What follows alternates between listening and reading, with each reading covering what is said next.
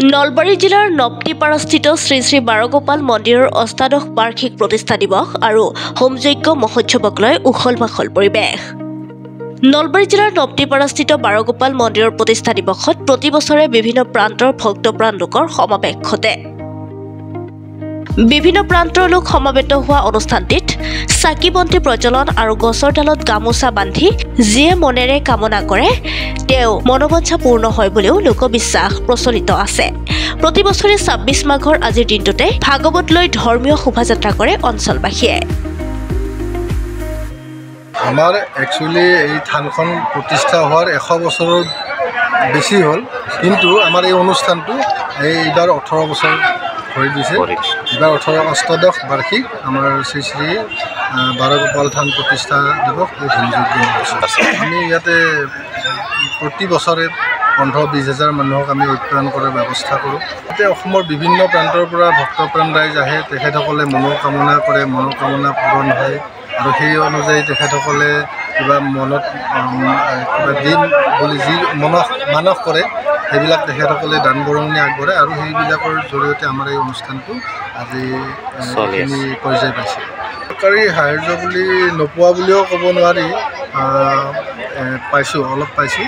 সেইখিনিতো আমি যোৱা 2 বছৰ আগত আমি অকণমান জমি কিনাৰ ব্যৱস্থা কৰিছোঁ, সেইখিনিও হৈছে। মন্দিৰৰ সন্মুখত যিসমূহ গাড়ী ধন্যবাদ জ্ঞাপন কৰিছোঁ আৰু অনাগত দিনত সমূহ ৰাইজে আমাৰ এই অনুষ্ঠানটোৰ প্ৰতি সুদৃষ্টি দিব বুলি আমি আশা ৰাখিছোঁ আৰু আমি ভক্তপ্ৰাণ ৰাইজক যি ধৰণে আসন বেশন দিব লাগিছিল, সত্যায়ন কৰিব লাগিছিল, পাৰা নাই, তেখেতসকলে নিজৰ অনুষ্ঠান বুলি ভাবি আমাক মাৰ্জনা কৰে আৰু এই অনুষ্ঠানটোৰ প্ৰতি তেখেতসকলৰ যাতে সুদৃষ্টি পৰে আমি তাকে কামনা কৰিছোঁ। আচলতে ঐতিহ্যৰ বিষয়ে ক'ব লগা হ'লে মোৰ বেছি অভিজ্ঞতা নাই। মই আটা পিতা অহাৰ পৰা শুনি আহিছোঁ যে এইডাল ইয়াতে এডাল গছ আছিলে, বহুত আমাৰ আটা অহাৰ আগৰ পৰাই মানে কৈছিলে যে ইয়াতে এডাল গছ আছিলে আৰু সেইডাল গছৰ তলত খেতি কৰা মানুহবিলাকে জিৰাইছিলে। তাত মানে এই ৰ'দ বতাহ বৰষুণত মানে বিপদৰ পৰা তেখেতসকলে ৰক্ষা পাইছিল বুলি মই শুনিছোঁ আৰু তেতিয়াৰ পৰা এই গছডালত মানে এই ৰাইজে ইয়াতে তেতিয়াৰ পৰা থান এখন তৈয়াৰ কৰিলে আৰু তেনেকৈ এইখন মানে এতিয়া ধৰ্মস্থলীলৈ ৰূপান্তৰিত হৈছে আৰু ইয়াতে আমাৰ এইবাৰ 18 বছৰ আমি এই প্ৰতিষ্ঠা দিৱস হিচাপে আমি পালন কৰিলোঁ। এইবাৰ মই মুখ্য সম্পাদক হিচাপে দায়িত্ব গ্ৰহণ কৰিছোঁ। বহুত ৰাইজৰ, মোৰ নাম শ্ৰী জগদীশ হালৈ, বহুত ৰাইজৰ সহযোগ পাইছোঁ। ইয়াতে মোটামুটি আমাৰ দুপৰীয়া মোটামুটি 18-20 হাজাৰ মানুহ লগ লাগে, এইখিনিয়ে মই ক'লোঁ। পোনতে মই আপোনালোক সাংবাদিক জগতখনলৈ মই মোৰ আন্তৰিক শ্ৰদ্ধা নিবেদন কৰিছোঁ।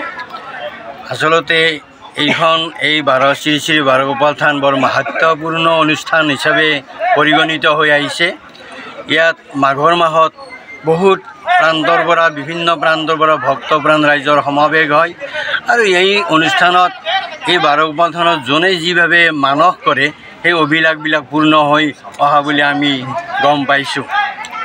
উদাহৰণস্বৰূপে এজন ডক্তৰে ইয়াত আহি কৈছে যে মই এনেকুৱা এটা মানস কৰিছিলোঁ আৰু সেই মানসটো মোৰ পৰিপূৰ্ণ হৈছে। গতিকে ইয়াৰ যিটো ঐতিহ্য এইটো স্বীকাৰ কৰিবলগীয়া আৰু মই মন্দিৰ পৰিচালনা সমিতিৰ সভাপতি হিচাপে আৰম্ভণিৰ পৰা আছোঁ আৰু পোনতে এই অনুষ্ঠানটো ভীষ্ম একাদশী হিচাপে 3 বছৰ পালন কৰা হৈছিল। আজি এইটো অষ্টাদশ অনুষ্ঠান। অষ্টাদশৰ আগত মন্দিৰ প্ৰতিষ্ঠা দিৱসৰ আগতে ভীষ্ম একাদশী হিচাপে 3 বছৰ পালন কৰি অহা হৈছে। আৰম্ভণিৰ পৰা ৰাইজৰ ইমান সঁহাৰি, অতুলনীয় সঁহাৰি এইকাৰণে পোৱা গৈছে যে যোনে ভক্তপ্ৰাণ ৰাইজে যোনে যিভাৱে ইয়াত মানস কৰে সেই মানসবিলাক পূৰ্ণ হয় বা অভিলাষ পূৰ্ণ হয়। সেইকাৰণে মই ভাবোঁ যে এই শ্ৰী শ্ৰী বাৰগোপাল থানখন ঐতিহ্যপূৰ্ণ অনুষ্ঠান হিচাপে ধৰা দিব।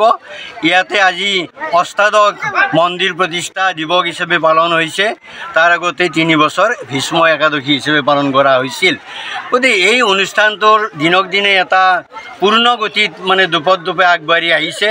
এইটো ভগৱন্ত মহাপ্ৰভু শ্ৰী শ্ৰী বাৰগোপালৰ আশীৰ্বাদ হিচাপে আমাৰ ৰাইজৰ মাজত ধৰা দিছে আৰু এটা স্বীকাৰ বিচাৰ কৰিব লাগিব যে অনুষ্ঠানটো আগতে কি আছিল, হোৱাটো আজ and what is now automatically comes to my mind. গতিকে আগতে আৰু মই ভাবোঁ যে অনুষ্ঠানটোৰ জৰিয়তে মানে এটা মানুহৰ যিটো মেক্স এ মেন, মানুহ বনোৱাৰ প্ৰস্তুতি হিচাপে ধৰা দিব বুলি মোৰ এটা আশা, দৃঢ় বিশ্বাস। আৰু ইয়াৰ ল'ৰা ছোৱালীবিলাক উঠি অহা প্ৰজন্ম, নৱপ্ৰজন্ময়ো ইয়াত আন্তৰিকতাৰে আগবাঢ়ি আহিছে। আৰু মই ভাবোঁ এই অনুষ্ঠানটো দিনক দিনে জাকত জিলিকা অনুষ্ঠান, অসমৰ ভিতৰত এটা জাকত জিলিকা অনুষ্ঠান হিচাপে ধৰা দিব বুলি মোৰ দৃঢ় বিশ্বাস আৰু আশা আছে।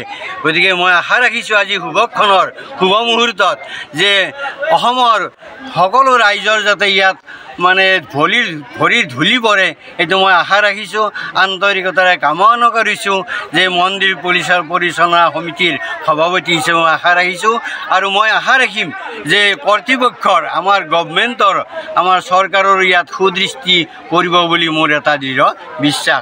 পুনৰবাৰ আপোনালোক আটাইলৈ মই আন্তৰিক সেৱা নিবেদন কৰি মই মোৰ ক্ষুদ্ৰ কথনৰ সামৰণি মাৰিছোঁ।